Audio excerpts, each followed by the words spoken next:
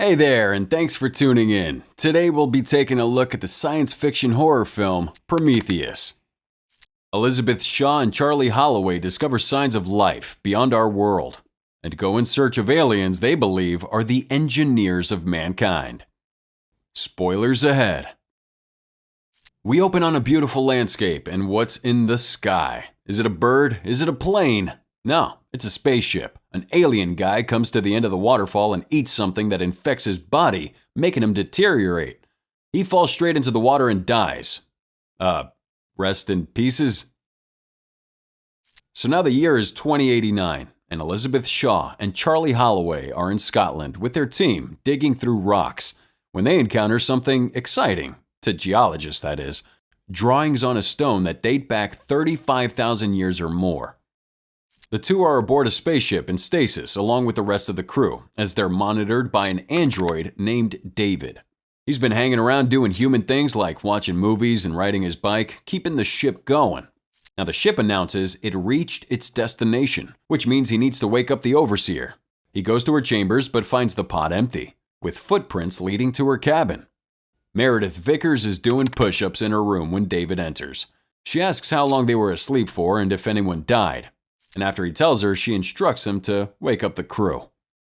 So Elizabeth and the others, now awake, deal with the effects of being in stasis for the last few years. They go and grab food and try to replenish their body's resources, just as Meredith walks in and proceeds to examine them. The crew eat and converse, but converse is a strong word, considering most have no interest in making friends on this mission. How fun. Now Meredith, the no-nonsense narc, welcomes everyone to the mission. She tells them that her job is to make sure they do their jobs. Then a hologram tells them about the mission, seeking out these supposed creators. The money behind the mission, Peter Wayland, introduces everyone to Elizabeth and Charlie. They are the reason the mission exists in the first place. He says they're basically in charge, which Meredith is super happy about. He tells Elizabeth and Charlie to introduce themselves and explain the mission. So they get up and begin detailing their findings on Earth. They talk in length about these findings and the possibility that there are superior beings out there who are the reasons humans exist in the first place. Before we go on, like the video, smash the subscribe button, turn on that notification bell, or Slender Man will haunt your dreams. They tell them that they found a planet that might be able to inhabit life. Now they're met with intense skepticism. Elizabeth tries to explain that they believe it's an invitation left by beings they call engineers to seek out the home planet of their creation. So Dave tells Liz and Charlie that Meredith wants to speak to him. I'm sure it's nothing but good things. They get into her space mansion and see how well she's doing on the ship, even if things go horribly wrong. Liz is immediately drawn to a medical pod but is asked to leave it alone. She asks why she needs it, and is told that there's a misunderstanding about their relationship. Well, this should be good, because Meredith explains that she doesn't believe in this mission. She thinks the drawings in the cave are nothing more than drawings of primitive beings. However, she does say that it doesn't matter if she's wrong. They report to her and only her. And Charlie's not impressed about it and wonders what her motivation is. So now they begin their descent into the planet's atmosphere. This planet has violent weather and low CO2 levels, with impressive mountains, but no signs of life. Charlie gets up and notices something on the ground. He asks Janik if he can land on the spot he sees, to which he agrees. So they land on the surface with impressive structures in front and around them. Charlie asks the captain to tell people to suit up and prepare to explore. He initially argues that they should wait till the morning because of the few remaining hours of daylight. Still, an excited Charlie insists before leaving and telling David to come with. Now after suiting up, they make their way to the vehicles and move out. They begin exploring and come across the massive rock in front of them. Charlie asks if it's natural or not. He's told that the origins can't be determined, but they can tell that it's hollow, which makes everyone look more intently at the clearly unnatural structure. So they stop their vehicles and move towards this entrance. They communicate with Janik and Meredith on the ship as they're entering a small opening. They send out drones to search the tunnel and map it out. Janik looks at the rendering and gets shocked at how big it all is. Now the crew continues through the tunnels until they approach a cavernous space. Charlie notices an atmosphere inside that's different from that of outside. They seem to breathe normally in here. Liz begs him not to take off his helmet, but he does so anyway, and soon everyone joins in. They keep going further into the tunnels. David comes across markings on a wall and begins inspecting the slime that some areas have. Then he begins pressing parts of it like they're buttons. Well, something happens, revealing beings running away in the opposite direction like futuristic holograms. They lead to a dead body, causing some of the crew to have feelings as if they're out of their depths. Liz tries to argue with them, but her leverage is non-existent. So Liz and Charlie examine the body while David examines the walls. And David manages to crack the code, opening the door. They find the being's head on the other side, decapitated by the closing doors. And they marvel at the impressive structure filled with vases on the ground and a giant statue at the front. Charlie's upset that they found nothing more than another tomb and no answers. But Elizabeth realizes something's not right and tells them they need to get out immediately. So meanwhile on the ship, the crew all notice a massive storm incoming. So Janek warns them to get moving, or they'll be left to fend for themselves. Now as they're leaving, David takes one of the vases with him. Elizabeth and the medic grab it to take it back.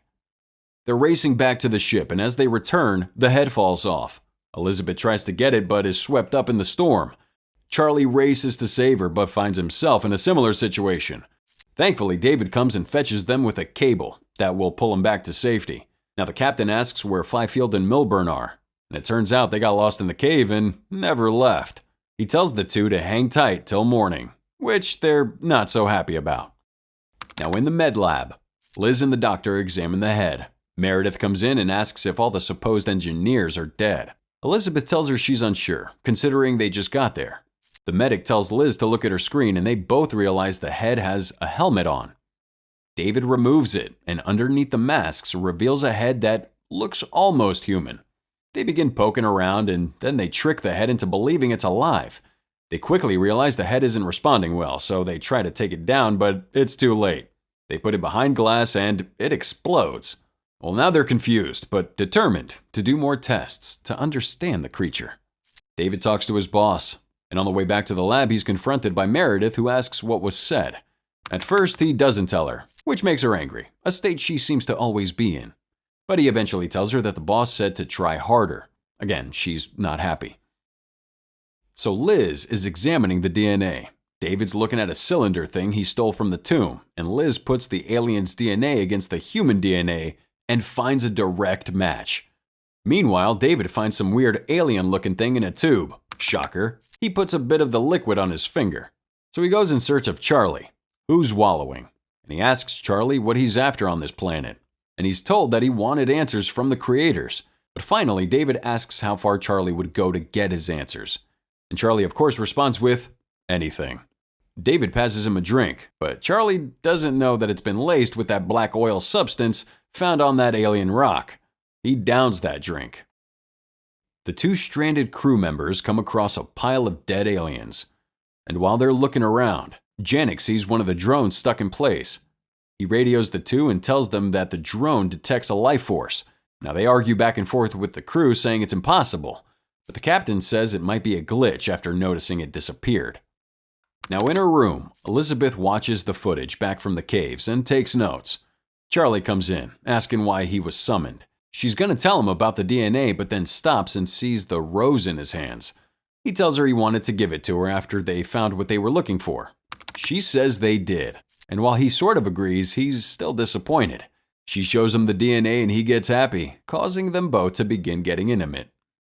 Now on the bridge, Meredith looks at the rendering of the cave, but is startled to learn of Janek's presence when he plays his accordion. The two now have a back and forth witty banter that we all know will lead to knocking space boots. Meredith goes to leave but is stopped and asked if she's a robot. She looks at Janek with a look of the audacity of this man before inviting him to her room. Don't come a-knockin' if the spaceship is rockin'. So now back in the tomb, Fifield and Milburn are chillin' when a creature makes itself known to them in the black pool on the floor. Well, Milburn approaches and tries to warn the ship, but nobody's there to hear him. Now more appear, and Milburn decides to touch it, because that's a great idea, and then it attacks. It wraps itself around his arm, and Fifield tries to help, but it breaks Milburn's arm. Fifield cuts at it, but the blood, or whatever, is like acid, burning a hole in his suit. It grows back and goes into Milburn's suit and then into his body. And Fifield dies thanks to his helmet melting, causing him to inhale the melted plastic. Ugh, what a way to go. And now it's the next morning, and the storm has passed. Charlie wakes up and isn't feeling too great. He got spiked with some alien juice, so it makes sense why he doesn't feel good. But he gets freaked out, and he sees something in his eyeball. And he's interrupted when Janik says they need to go out and find the others. David offers to go on a side quest to fix the faulty drone while Meredith watches. David finds the drone stuck down a long corridor that ends with a door. He opens it and walks into a massive tomb filled with even more canisters, like a lot more. He goes past another door, and then he covers his camera. Meredith's angry, realizing where David's alliance lies. So the Prometheus crew walk back into the tomb and find the vases now oozing, which isn't how it was the first time they were there. And Charlie isn't doing well. And now Elizabeth sees that. They come across the bodies of Milburn and Fifield. But as Charlie's condition worsens, Liz thinks it's because of something in the tomb. She tells him they need to leave soon. But the medic looks at Milburn and sees something moving, which then launches out at him. Now they're about ready to leave. They tell the ship to prepare the medical team for when they get back. Now David, in a far superior tomb, begins pressing buttons and watching the alien species in their final moments. The last thing he sees in the projections is Earth before he finds the body of one of the aliens in stasis. They're not alone. The crew returns to Prometheus, but Meredith refuses to let Charlie in. They all argue about it. Janik and Liz are saying that they can still help him. She threatens to kill him if he steps a foot on the ship. Well, he knows what's coming, and so he tells her to kill him. Meredith opens fire on him, literally, and Elizabeth watches as he's killed right in front of her. So Liz wakes up in the med bay when David tries to take off her necklace. He examines her and finds out she's pregnant, which shocks her considering she can't have children. David tells her it's not a normal fetus, which can only mean one thing: an alien baby. She says she wants that thing out of her, but he tells her it's not possible. Eventually, he sedates her. Later on, they come to take her to the stasis chamber, but she appears to be knocked out. They attempt to do it themselves, but are then attacked by Elizabeth, who wants to get to the med pod and get that alien out of her. Now, it only works on males because it's a man's world, or scratch that, a man's universe apparently. But she figures out a way to do it. She jumps in the machine and lets it cut away at her flesh, and uses the magic claw to pull out little Charlie, and it's nasty. Looks like a fish. She's trying to get it out as she's struggling, and finally she gets it out, traps the thing inside a med pod, and she runs away, before seeing if it's actually dead, making sure that it won't come back to bite her. Meanwhile, Fifield's back, which confuses Janik. The Bay crew inspects and finds a mutated Fifield there who is ready to kill everyone. Why'd they think opening the doors was a smart move? Well, now everyone's trying to kill Fifield, even Janik. Running him over, using bullets, fire, the whole 9 yards. Yeah, okay. Yeah, no, now he's dead. Elizabeth wanders into a room where she finds Peter Wayland. Of course, he's still alive. Well, she quickly learns that Peter's goal was to save himself from dying by meeting his makers. She also learns that one of the engineers is still alive. She's having a rough day, but she's convinced into seeing the mission through. And honestly, what does she have to lose at this point? So Meredith visits Peter in his room, where he's getting suited up. They bicker about him dying as soon as he steps foot on the planet. And then the big reveal happens. Yep, he's her dad. No wonder she's always in a bad mood. He's cold to her, and then she leaves. Now, as they travel to the engineer, Elizabeth begins to question David's motivations. And he's a robot, so just assume that they're not very good. When they arrive, Janik looks at the scans of the cave and isolates the area they're in, and realizes it's an alien ship, like a really big ship. They walk into the chamber and Elizabeth sees all the tubes. David tells her that they were planning on going to Earth before things went wrong.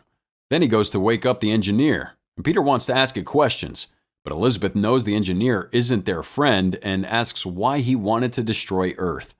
David eventually interrupts after Liz is silenced. He talks in the engineer's native tongue, but is then decapitated, and his head is used to kill Peter. And then the rest of them are thrown around for good measure. Who didn't see that coming? Well, Elizabeth runs. Now Meredith watches as her father dies. Finally, Janik gives the order to leave. The surviving engineer brings up a massive console that controls the ship. Elizabeth runs as the ground literally breaks apart so that the ship can leave. She tells Prometheus that if the ship leaves, there won't be an Earth to go back to. They're the only thing standing in the way of another day on Earth.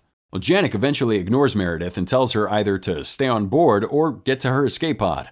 Janek and his small crew launch the ship at the mother of all ships and hit it head on. Meredith and Liz run for their lives to avoid meeting their violent ends. Eventually, Meredith falls and is flattened by the ship, and Elizabeth is under it but not trapped or injured. She escapes with 2 minutes of oxygen left, so she stares at the ship for a bit, before running off to the escape ship. Now, while pillaging the ship for anything that can help her survive, she hears a noise. She inspects that noise and finds that her baby is still very much alive. David radios in and tells her that the engineer is on his way to kill her. Not much of a heads up considering the dude is already there. Liz quickly releases her monster baby and it kills the engineer, allowing her to escape. On the verge of defeat, David tells her that there are more ships and he can work them. She finds them and says that she doesn't want to return to Earth. She wants to find where they came from. She still needs answers. So they seek out a new ship, leaving the planet behind, in search of another world where maybe she can understand why their makers changed their minds about their creation. Prometheus was released in 2012 by 20th Century Fox. It starred Noomi Rapace, Michael Fassbender, Charlize Theron, and a lot of others. So, what would you do if you had an alien growing inside you? Let us know with the hashtag CinemaRecap in the comments.